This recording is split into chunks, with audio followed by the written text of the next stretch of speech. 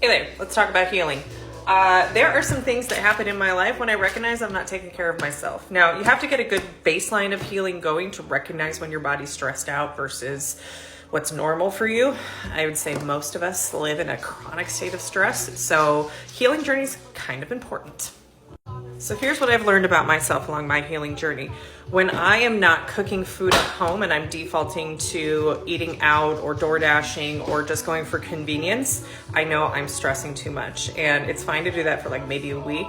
But if I'm consistently not watching what I eat and eating healthy foods and choosing foods that are good for me as opposed to convenient foods, and especially as a single mom of a 6 and 9 year old, that's when I know I've gone too far one way and I need to kind of recenter myself. Second to that is your environment in your house specifically, or you can even look at your car, is pretty indicative of what's happening mentally. I know for me, when my house is super messy for more than a couple days, there's a problem going on up here. It's messy up here too. And so if I can't pick up after myself, or I leave laundry out for a week, no judgment, but that's my sign also that I may be over committing to things or saying yes to too many things that are sacrificing kind of what needs to happen in my everyday life. And then we gotta reassess where our priorities are. I know him, that can't be. That's that little guy who spoke to me all those years ago. When I am not singing, cooking, also a problem. Also means that I've overstepped on what I've been doing because I'm not cooking. And I love to sing. Like when I was a kid, I was in choirs. I loved singing, and that's what connects me back to me. So if I am not singing, especially joking around in my kitchen, belting out Hamilton. Do I belt out Hamilton when I'm cooking? Yes. Yes. My kids know the lyrics to Hamilton. I don't know what it is about Hamilton, but that's just like my go-to belt it out in the kitchen song. That's when you know when I'm in a good mood. When I'm not belting out in the kitchen, we got to reassess what's going on up here.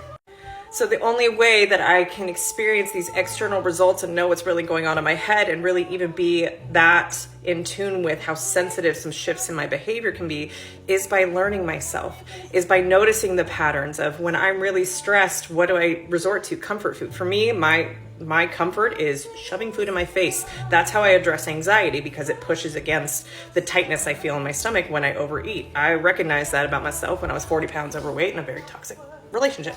So I have learned to check in with myself and kind of notice my patterns and to actually stop to go, what are we doing here? Because I'm getting away from the things that feed my body, that make me feel better, that make me feel good, that make me feel like me. And that's my challenge to you, is to start to discover the things that make you you. And when you start to sacrifice those things because life is getting overwhelming, life is getting too busy, life is getting too stressful, I get it. But you can start to be proactive in maintaining a really strong mental health consistently over time when you're that in tune, when you start to get off track, so that you all of a sudden don't get to rock bottom where you're in bed for 4 months and wondering how you got there. Checking in with yourself, having these little check-ins, knowing what's normal behavior for you when you're in a good, calm, good state versus when you're off track. Because it's so much easier to start with one little thing. Like for me, the last 2 weeks, I felt I was getting really off track for a couple months with my eating. I was like, you know what? I want to get back to cooking. So I'm going to start ordering more whole foods, and I'm going to start researching what I can do that's easy for whole foods. And if you want to know what I'm cooking, it's spaghetti with zucchini. So I know some of y'all watch this stuff and you're like, what is she cooking? Not super complicated, right? So that's how you can start to check in and not make healing this big overwhelming journey where it's I don't even know where to begin.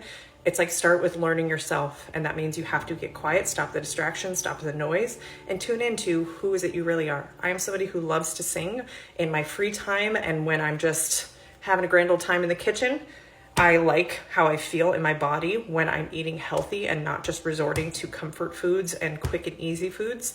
And I like when my house is somewhat organized. I have young kids, so it doesn't stay that way long. You're laughing, aren't you? Yes, yep. You are. Yep. You know. I'm speaking the truth. My 10-year-old would tell me if I was lying. But yeah, when your environment is also chaotic, that's usually a reflection of what's going on in your head. Hope that helps. And hey, my name's Tara, and I'm on a mission to create a self-aware army because it's lonely in these self-aware streets.